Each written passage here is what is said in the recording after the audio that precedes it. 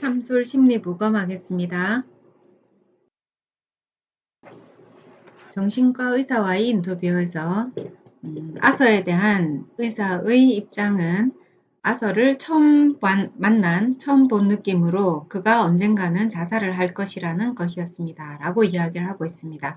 아서가 다시 심리치료를 받기 시작하게 되면서 의사를 만나게 되었고, 그 당시에 이미 자살 사고가 있었기 때문에 의사로서는 아서가 자살에 대해서 다시 어떤 상황을 재현할 것이다라는 느낌이 있었다라는 것입니다.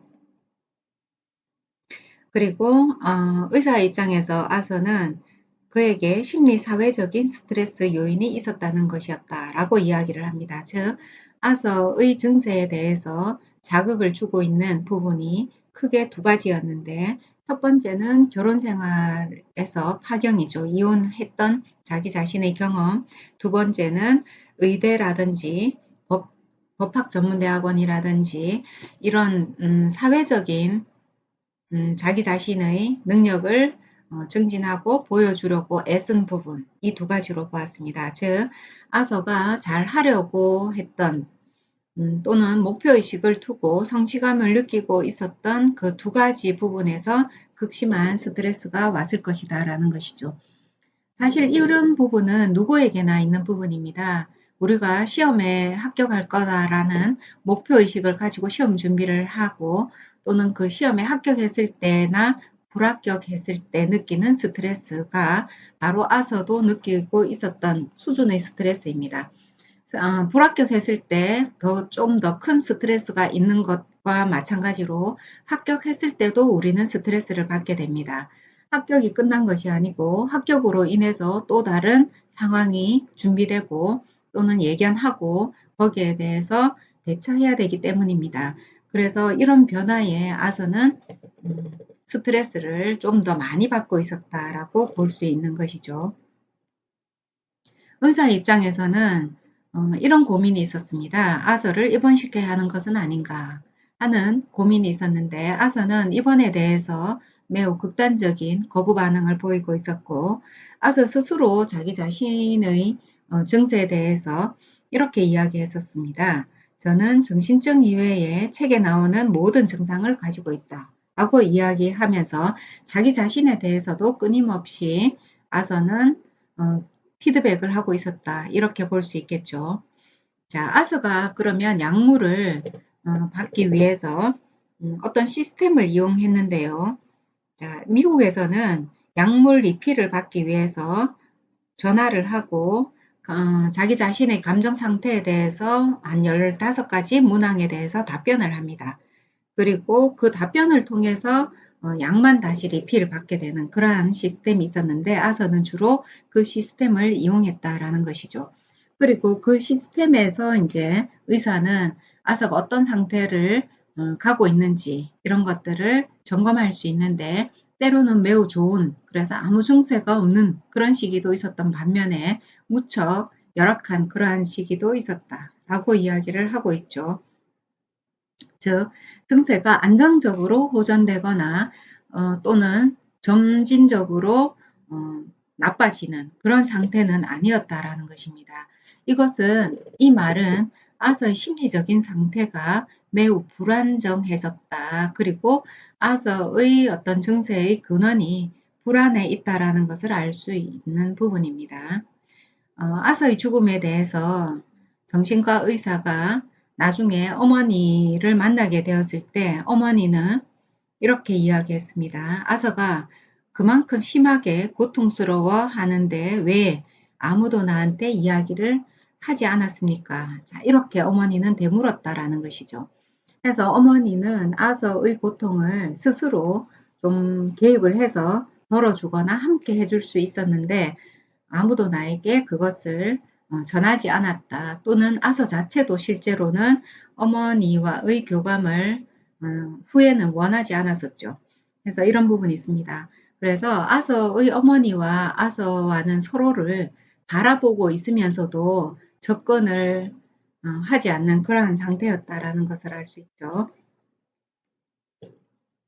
자, 정신과 의사가 의사로서 아서에 대해서는 이렇게 한마디로 진단을 하고 있는데 그는 기분이 좋아지거나 즐거움을 느끼는 상태에 대한 공포를 가지고 있습니다. 자, 이 말은 불안증을 가진 사람들한테 해당이 됩니다. 그래서 저도 심리 상담을 하면서 불안한 시기를 오랫동안 경험한 또는 경험하고 나서 불안을 완전히 안정시킨 그러한 사람이더라도 그 불안이 여전히 자기 자신한테는 공포의 대상이 된다라는 것을 말하고 있는 것이죠. 또한 평소에 성장기에 늘 불안한 환경 속에서 성장한 사람은 자기 자신이 불안해지지 않을 때 그 불안해지지 않음이 불안으로 나타나는 경우가 있습니다. 아서가 바로 이 경우에 해당이 되는 것 같습니다. 그래서 불안이 없을 때 더 불안한 상태를 느끼는 정도다라는 것이죠. 이것은 불안이 자기 몸속에 배어 있어서 불안을 낮추게 되면은 더 불안하게 되는 것이죠. 해서 불안한 것이 정상이고 불안하지 않은 것이 더 비정상인 그러한 상태를 이야기하고 있습니다. 매우 치유가 어려운 불안 증세에 해당이 되는데요. 불안이 오랜 기간 이어졌을 때 나타나는 증세에 해당이 됩니다. 심리치유로서는 서서히 불안을 조절하게 함으로써 그렇죠? 그래서 스스로 불안을 다룰 수 있게 합니다. 그래서 내가 지금 불안하지 않은데도 불안하고 있구나를 자각하게 하고 그리고 다시 보니 다시 불안하지 않다. 그래서 나는 이 상태가 불안할 때보다 좀 더 나은 점이 있다라는 것을 통찰하게 하는 기법입니다. 이렇게 함으로 인해서 불안을 완전히 자기 불안을 완전히 스스로 조절할 수 있게 하는 그러한 상태까지 가는 것이죠. 물론 그 과정에 약물이 많이 들어갑니다. 진단을 받게 되고 약물을 먹으면서 심리 치유를 받으면서 자기 자신의 불안을 조절하게 되고 불안이 나에게만 있는 것이 아니고 모든 사람이 가지고 있는 신체 일부처럼 그러한 것이다 라는 것을 알게 되는 것이죠. 이 모든 것을 객관화시켜서 알게 되면 조절할 수 있는 힘도 길러지게 되는 것입니다. 즉 아서 같은 경우는 공포의 원인이 이 즐거운 상태가 더 공포스럽다라는 것입니다. 공포가 없는 것이 더 공포스럽다. 불안이 없는 것이 더 불안하다. 자, 해서 역설적이게도 불안을 약간은 느끼는 것이 더 안정된다 라고 이야기하는 것이죠. 특히 아서가 어려워했던 부분은 관계인데 여성과의 관계에서 특히 어려움이 많았다라고 이야기를 하고 있습니다. 어떤 여성이든지 간에 사회적인 관계에서는 어려움이 없었지만 또 친밀해지면 아서는 그 관계에서 어려움을 느끼게 된다라는 것입니다. 이 또한 한편으로 봐서는 누구나 다 그런데요. 아서의 경우에서는 앞서 말한 불안하지 않을 때 더 불안한 그러한 증세를 가지고 있기 때문에 이성과의 미묘한 관계적인 상태에서는 알 수 없는 불안감이 또 하나 들어왔다라고 볼 수 있겠죠. 또 아서가 그것을 묵시하지 않고 그것의 정체를 알려고 해서 자기 자신에 대해서 매우 탐구를 한다 하면은 더 어려운 상황이 발생될 가능성이 있다 이렇게 보이고 있습니다. 의사 입장에서 아서를 입원시키려고 하고 싶은 마음은 있었지만 또 입원할 정도의 특이한 증상은 없었다 라고 이야기함으로써 아서가 매우 독특한 그러한 질병을 가지고 있었고 그것을 스스로 경험하고 치유하고자 했다라고 이야기함으로써 아서가 자기 자신에 대해서 끊임없이 고민하고 또는 그 고민 자체가 후에 에너지를 소진시키는 그러한 영향력을 발휘하지 않았는가라고 보여지는 부분입니다.